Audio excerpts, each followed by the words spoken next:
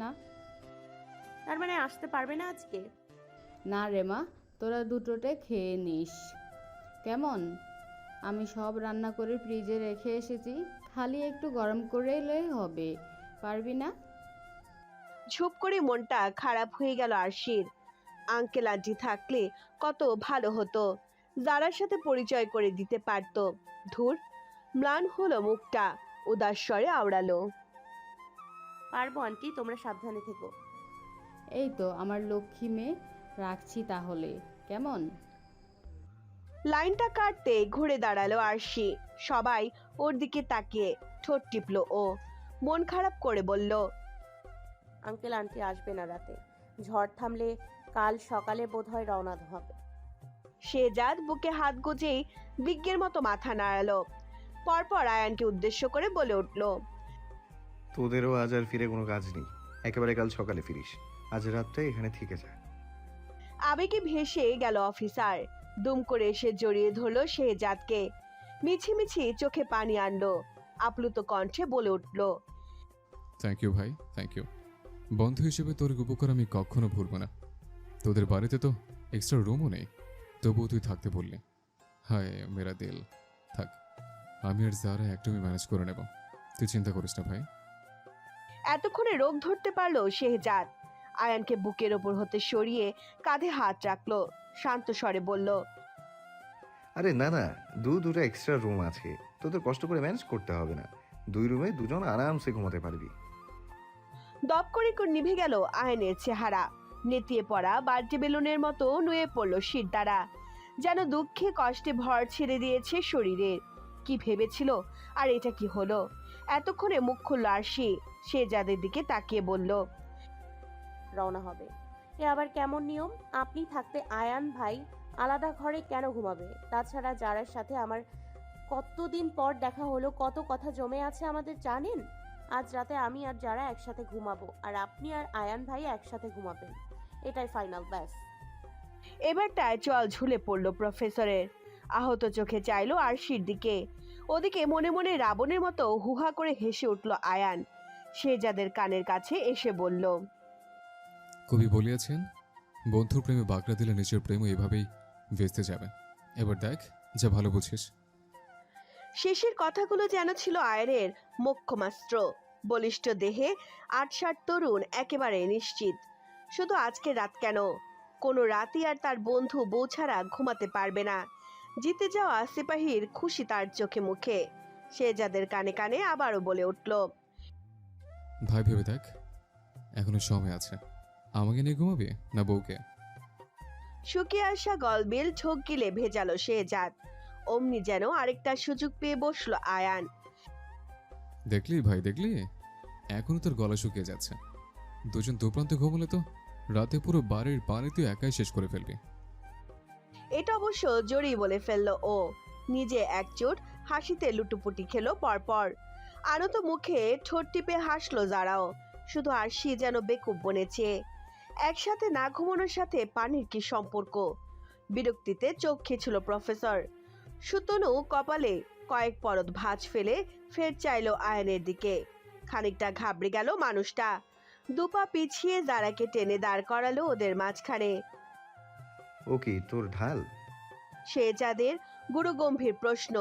যারাও থতমত খেলো একটু, কিন্তু আয়নের উত্তর যেন ঠোঁটের আগায়।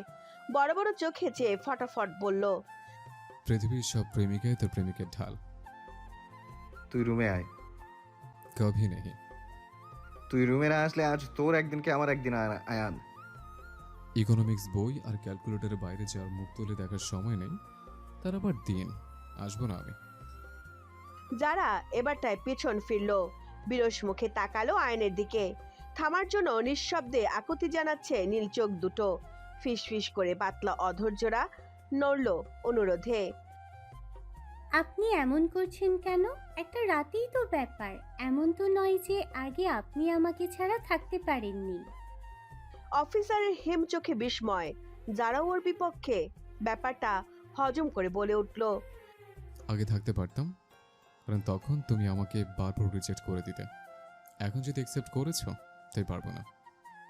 কোনঠায় মাথা নোয়ালো যারা, গাল জুড়ে হুটুপুটি খেলো যেন সদ্য ফোটা পলাশরা। ছোট্ট ছোট্ট চুলগুলো ঢেকে দিল লাজুক কপালখানা। আয়ান খেয়াল করলো বিষয়টা। বাইরে চান্স ওর বাটারফ্লাই কি লজ্জা পাচ্ছে? ভালো করে চেয়ে দেখতে মাথা নোয়ালো সেও। তখনই কিছু একটা বলল যারা। মুহূর্তেই ফ্যাকাশে হয়ে গেল অফিসারের মুখ, ঠোঁটের হাসি গায়েব। অতি কষ্টে মাথা তুলে চাইলো শেহজাদের দিকে। আহত স্বরে বলল, চল ভাই, রুমে যাই, ফ্রেশ হয়ে আসে। বুকে হাত বেঁধে ভ্রু নাচালো শেহজাদ, জিভ দিয়ে গাল ছেড়ল। আগাগোড়া দেখে নিল আয়ানকে। তার তীব্র প্রতিবাদী বন্ধুর এখন গলায় আওয়াজ নেই, চোখে তেজ নেই। স্ট্রেঞ্জ ঘটনার আকস্মিকতায় বিহব্বল আরশিও। হঠাৎ এমন চুপচাপ হয়ে গেল কি করে মানুষটা? কি এমন বলল যারা ওনাকে? ফর্মাল বদলে টি শার্ট আর ট্রাউজার পরেছে শেহজাদ। আয়ানও ইউনিফর্ম বদলেছে, শুধু বদলায়নি তার অসন্তোষ। রুমে এসে রেডিও চালু। প্রফেসর নাক মুখ কুচকে ফেললো অমনি। এক হাতে মোবাইল স্ক্রল করতে করতে তাকালো বিছানার উপর বাবু হয়ে বসে থাকা অফিসারের দিকে। তার দুঃখের শেষ নেই, মনে বিষাদের অন্ত নেই। হা হুতাশ করে বলে উঠল, পৃথিবীতে কত কষ্টকর মানুষের প্রেম হয় তুই জানিস? সেটা আমি জেনে কি করব? শেহজাদের নিরেট প্রশ্নে উল্টে আরো খেপে গেল আয়ান। প্রকট চোখে তাকালো তার দিকে। এই জন্য আমি তোর মতো আধা ছেঁচার সাথে ঘুমিয়ে আমার জীবনের মহামূল্যবান একটা রাত নষ্ট করতে চাইছিলাম না। প্রফেসর তাজ্জব জাগতিক খেই হারিয়ে জল জল স্ক্রিন থেকে মুখ তুলল। অবাক হয়ে শুধলো। কি ছেঁচা? আয়ান ফের আউড়ে গেল নিজের মতো করে। আধা ছেঁচা থেতলে যে আধা যাকে বলে, যার মধ্যে কোনো ফিলিংস নেই, ইমোশন নেই। বিরক্তিতে দুপাশে মাথা নাড়ল শেহজাদ, শ্বাস ফেলে বলল। তাহলে এসেছিল কেন এই রুমে? মুহূর্তেই মিউয়ে গেল আয়ান। এটা বলা যাবে না, বললে মানিজ্জত থাকবে না। কথা ঘোরাতে বলল, এটা এখন ম্যাটার করছে না বন্ধু, কিন্তু হায় আমার তো শুধু তোর জন্য আফসোস হচ্ছে। ভ্রু বাঁকালো মানুষটা। আমার জন্য আফসোস কেন হবে তোর? এবারটাই নড়ে চড়ে বসলো অফিসার। আফসোস হচ্ছে কারণ বলবো? বল। তেরে আসবি না তো? শেহজাদ কঠিন চোখে চাইতেই হড়বড়ালো আয়ান। আচ্ছা বলছি, দেখ আজ আঙ্কেল আন্টি বাসায় নেই। তোর খালাতো বোন মানে ওই কচুটে আমি, সেও নেই। তার উপর তুই ইনজিওর্ড। এই সুযোগে তুই আর ভাবি, আহা আমি জাস্ট ভাবতে পারছি না কি রোমান্টিক একটা মোমেন্ট মিস হলো তোদের। কঞ্চিত ভ্রুজোড়া আরেকবার গেড়ে বসলো চোখের ওপর, শুধলো। এক সেকেন্ড, আমার ইনজুরির সাথে রোমান্সের কি সম্পর্ক? আরেকবার নিরাশ হলো আয়ান, উদাস উদাস স্বরে বলল, তুই আমার বন্ধু, এটা মানতে আমার এখন কষ্ট হচ্ছে। শোন, আমি একটা প্ল্যান করছি। তুই ভাবির কাছে যাবি, গিয়ে বলবি তোর অসুস্থ লাগছে, দম নিতে পারছিস না, হাত পা ঘোরাচ্ছে, মাথা ছেড়ে দিয়েছে। ওটা মাথা ঘোরাচ্ছে আর হাত পা ছেড়ে দিয়েছে হবে? থতমত খেলো আয়ান। এত সিরিয়াস মোমেন্টে ভুল ধরেছিস আমার? মানে উপকারের কোনো দাম নেই? ক্রস করা পা জোড়া এবার সোজা হলো শেহজাদের। হাতের ফোনটা ট্রাউজারের পকেটে রেখে বুকে হাত বেঁধে দাঁড়ালো মানুষটা। পরপর এক হাত মুঠো করে মুখের সামনে নিয়ে গলা পরিষ্কার করলো, ইতস্তত স্বরে আমড়ালো। ইয়ে মানে আর কি কি করতে হবে? ঠোঁটের দুকোণে দুপাশে সরে গেল অফিসারের। চকচক করে উঠল গোল্ডেন ব্রাউন চোখ জোড়া। বিস্তর হেসে উঠে এলো বিছানা ছেড়ে, বন্ধুর কাঁধে হাত রেখে বলল, এই তো পথে এসব আছে ধন, কোনো সমস্যা নেই। আমি বলে দিচ্ছি প্ল্যান এক্সিকিউট করার জন্য তোর ঠিক কি কি করতে হবে। শেহজাদের নীলাম্বরে সন্দেহ, গম্ভীর স্বরে শুধালো, আর তুই কি করবি? খবরদার আয়ান, আমার স্টুডেন্টদের সাথে যদি উল্টাপাল্টা কিছু করেছিস তাহলে কিন্তু। অসহায়ের মতো হাসলো অফিসার। না কি করব, কিছু করব না। আমার উপায় আছে কিছু করার, তুই নিশ্চিন্তে থাক। কিন্তু মনে বিড়বিড় করলো অন্য কিছু। ভাগ্যে সুপুরবেলা তোর মতো আমার কোনো সম্বন্ধে রাখিনি। নয়তো বিয়ের রাতে আমি বোনের ভিতরে ঢুকতাম আর তুই বাইরে থেকে চেঁচিয়ে চেঁচিয়ে বলতিস, খবরদার আমার বোনের সাথে যদি কিছু করেছিস তাহলে তোর একদিন কি আমার একদিন। তুষার তাণ্ডবের শোষ শব্দ, উত্তাল নিউ ইয়র্কের রাত, বাতাসের দাপটে উড়ে ইয়ার্ডে এসে পড়ছে নরওয়ের ম্যাপল আর পিন ওক গাছের পাতাগুলো। বরফের মোড়কে ঢেকে গেছে উঁচু নিচু ইমারত হারিয়ে। যারা আরশিদের রুমে, দুই রমণীর খিলখিল শব্দে মুখরিত দোতলা। ওভারকোট পাল্টেছে, ফ্রেশ হয়ে মেতেছে গল্পে। কথার মাঝে হুট করে আরশি জিজ্ঞেস করে বসলো, তখন আয়ান ভাইকে কি বললি বলতো? অমন বাক্যে রাজি হয়ে গেল মানুষটা ওনার সাথে ঘুমানোর জন্য। নিম্নাষ্ঠ কামড়ে মাথা নোয়ালো যারা, হাসলো নিঃশব্দে। থাক, আর লজ্জা পেতে হবে না, আমি তো এমনিতেই জিজ্ঞেস। ব্যতিব্যস্ত হয়ে মাথা তুলল মেয়েটা, আরশির হাত চেপে ধরে বলল, আরে তেমন কিছু না, ওই আর কি, একটু ভয় দেখিয়ে বলেছিলাম বেশি উল্টোপাল্টা করলে বাটারফ্লাই বলে ডাকা বন্ধ, বিয়ে ক্যান্সেল। বিমূর চোখ জোড়া ফুটবল আরশির, অষ্টপুট কিঞ্চিত ফাঁক। তোরা বিয়ে করার প্ল্যান করে ফেলেছিস? ইস, আমি কত কিছু মিস করে ফেললাম। লাজুক হাসলো যারা।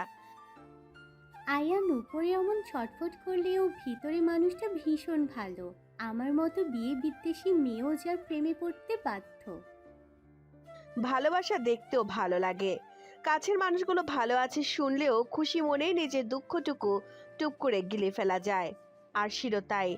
আজকের ঘটনার পর যেন উপলব্ধিগুলো কড়ায় গন্ডায় বুঝিয়ে দিয়েছে শেহজাদ কে ওর জীবনে, কি কি করতে পারে, কত দূর অবধি যেতে পারে মানুষটা ওর জন্য, অথচ তাকে কিনা বারবার দূরে সরিয়েছে। যদি আজ কিছু একটা হয়ে যেত ওনার, ভাবতে গলার কাছটায় দলা পাকায়, গাঢ় হয় সমস্ত শরীর। এ ভাবনাও যেন বেশ। তবুও ভালো যারা সুখে আছে, আইনের মতো একজন সৎ দায়িত্ববান অফিসারকে নিজের লাইফ পার্টনার হিসেবে পেয়েছে। আর শেহজাদকে এখন অবধি ভালোবাসি বলতে না পারলে কি হয়েছে, যারা তো বলতে পেরেছে আয়নকে, তাতেই খুশি ও। তক্ষুনি মেসেজের নোটিফিকেশন ভেসে উঠল জারার ফোনে। সেদিকে চাইতেই ঠোঁট জোড়া আপনা আপনি দুপাশে সরে যায় জারার। আরশি খেয়াল করতে হাসলো ঠোঁট টিপে, কোনোই দিয়ে ঠেলে ঠেলে বলল, কি, আয়ান ভাই নাকি? যারা হতভম্ব, নীলক্ষীপটে কৌতূহল নিয়ে তাকালো আরশির দিকে। তুই কি করে বুঝলি? হাসি দেখেই বুঝে গেছি। স্তম্ভিত মেয়েটা এবার মিটমিটিয়ে হাসলো। ডাকাবুকো যারা, যার কিনা হাত পা চলতো সমানে, প্রেম ভালোবাসা থেকে 100 হাত দূরে রইত সব সময়, সেও আজ সদ্য প্রেমে পড়ে লজ্জায় লাল নীল হয়। ছোট ছোট চুলগুলো তর্জনী দিয়ে কানের পেছনে গোজে। পরপরই উসখুস শুরু হলো ওর, জড়তা এসে ভেড়ে কণ্ঠে, আসলে আরশি, উনি না একটু ডাকছেন নিচে, আমি চাই। আরশি ভ্রু নাচায়, দুলে দুলে বলে উঠল, ওহো, লেট নাইট ডেট, যাও যাও।